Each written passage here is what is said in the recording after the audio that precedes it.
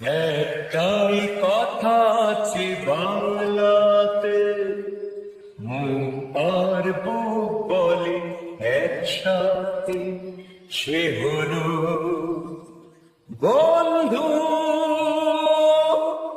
বন্ধু আমার, বন্ধু আমার, কে গরিব কে আমির সে মানে না, জাতের বিচার করা সে জানে না, সেগুলো